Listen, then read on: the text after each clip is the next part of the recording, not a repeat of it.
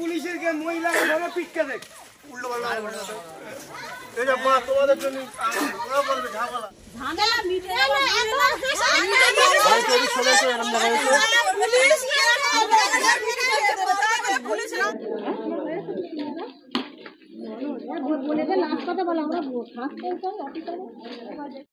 যে যা কিছু হবে পাড়ায় আমাকে জানাবে, তারপর আমি দরকার পড়ে তাদের শাসন করবো, আমি তাদের গ্যারেজ করবো।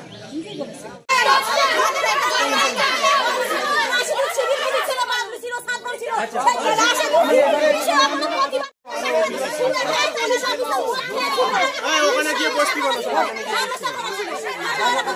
ওখানে গিয়ে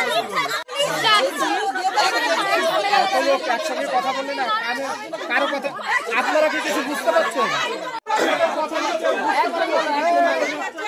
উনি পাড়ায় যাবে, গিয়ে এরকম খিস্তি খালাখালি করবে, আর ওই তিনজন গাড়িতে তুলে নিয়ে এসছে।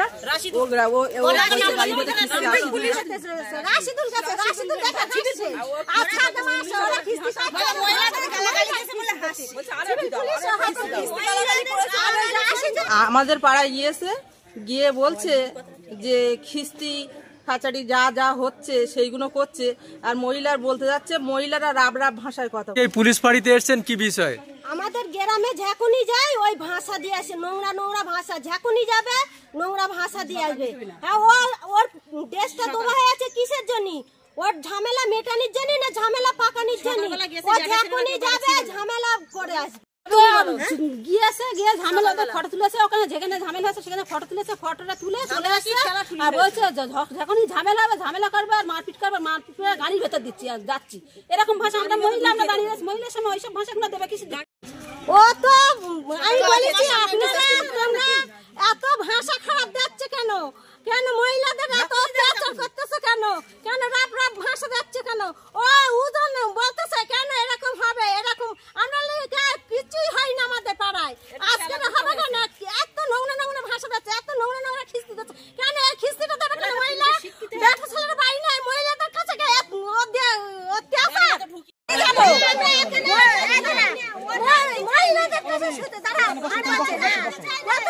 ওই রাশিদুল, ওই ছাত্র আর ওই হচ্ছে বাবলু, এরা সব বলতেছে এসবের বউদের কাছে শুতে যাবো কেন? আমরা কি আমরা মহিলা, আমরা ঠিক ঢাকা ঢুকে থাকি, আমরা কেন ওইসব ভাষা শুনতে যাবো কেন? আর এরা খিস্তি পুলিশ অফিসার খিস্তি গালাগালি দিচ্ছে, খাঙ্কি ছেলে বলেছে, বেজমা বলেছে পুলিশ অফিসার, আর বলেছে গাড়ির ভেতর ঢুকে দেবো। আর পুলিশ অফিসার খিস্তি গালাগালি করেছে কেন? তো গালাগালি করবে কেন? আর এত পুলিশ থাকতে আমাদের ভাষা খারাপ যাচ্ছে, আমাদের স্বামীদের অত্যাচার করতেছে, আমাদের অত্যাচার করতেছে, এটা পাশ করতে যাচ্ছে না। রাশিদুল সিভিল পুলিশ ও থেকে মেলা করে বলছে পুলিশ রাশিদুল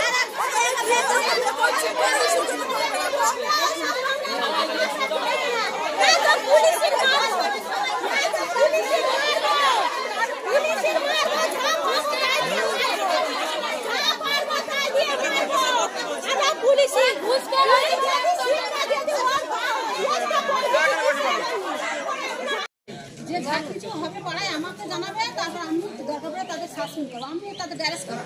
বুঝতেই বলেছি তার সাথে এটা হলো কেন?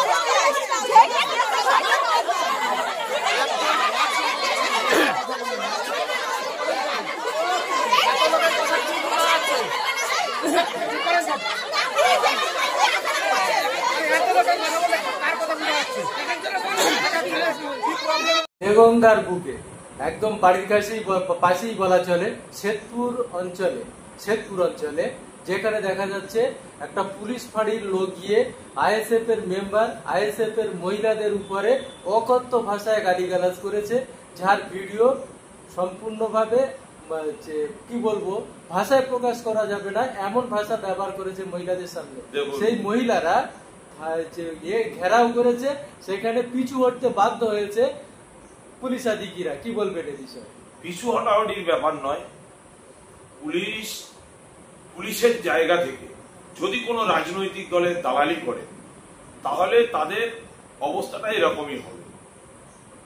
আজকের আমি ঘটনাটা শুনেছি, আমাকে মোবাইলে ফোন করেছিল, শোনার পরে আমি তো অবাক যে একজন পুলিশ অফিসার সে গালিগালাজ দিচ্ছে শুধু ওই মা ওই বোনটাকে নয়, টোটাল আইএসএফ পার্টিটা নিয়ে গালিগালাজ দিচ্ছে এবং বলছে ওই বোনগুলো বলছে যে আইএসএফ পার্টিটা মানে খারাপ ভাষা দিয়ে বলছে যে সেখানে ঢুকিয়ে দেব।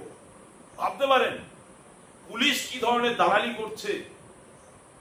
সেই জায়গায় দাঁড়িয়ে এই বর্বর পুলিশ অফিসারকে কিভাবে উচিত শিক্ষা দিতে হয় সেটা আমরা আগামী দিন দেব।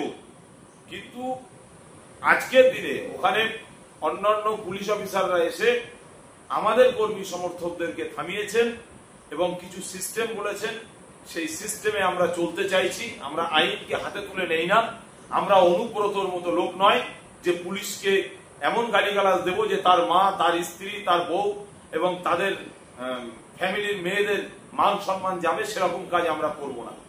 আইনি 5 টাকার পেনের খোঁচায় ওই পুলিশ অফিসারকে এই দেগঙ্গা ছাড়া করব এবং আগামী দিন ওর পুলিশের চাকরি থাকবে কিনা সেটা নিয়ে ও চিন্তা ভাবনা করুক। কেন এটা ISF, Indian Secular Front, Naushad সিদ্দিকীর দল, এটা তার মাথায় রাখতে হবে।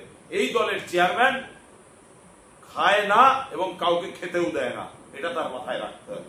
তিনি আইনকে নিয়ে, সংবিধানকে নিয়ে সামনে রেখে তিনি রাজনীতি করেন। আর সেই পুলিশের জন্য এই গত কয়েকদিন আগে অনুব্রত যে ভাষাগুলো বলেছেন তার বিরুদ্ধে আমরা প্রতিবাদ করেছি এই পুলিশদের হয়ে। আর সেই পুলিশ অফিসার কত বড় হিম্মত, শুধু আইএসএফ এর নামে না এবং ওই এলাকার বোনদের নামে, মায়েদের নামে যে অকথ্য ভাষায় গালিগালাজ দিয়েছে, সেই কথাগুলো শোনার মতো নয়। অতএব এদের উপযুক্ত সাজার ব্যবস্থা আইনি মাধ্যমে, সংবিধানের মাধ্যমে কিভাবে করা যায় সেটা নিয়ে আমাদের আলোচনা চলছে এবং আজকের সন্ধ্যা 7টায় থানায় ডেকেছেন, আমরা সেখানে যাব। থানা এবং এসডিপিও স্যার তারা কি ব্যবস্থা নেয় সেটা আমরা জানব।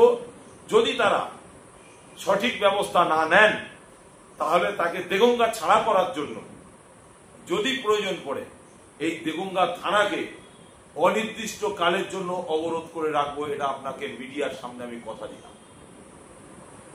কেন আমাদের মা বোনেদের ইজ্জত সম্মান বাঁচাবার জন্যই আমরা রাজনীতির ময়দানে এসেছি। আর আমার মা বোনদের কাছে তারা শুইয়ে দেবে, এটাকে মেনে নেওয়া যাবে না। অতএব এই প্রতিবাদ আন্দোলন কিভাবে করতে হয় এটা আমরা দেখে নেব।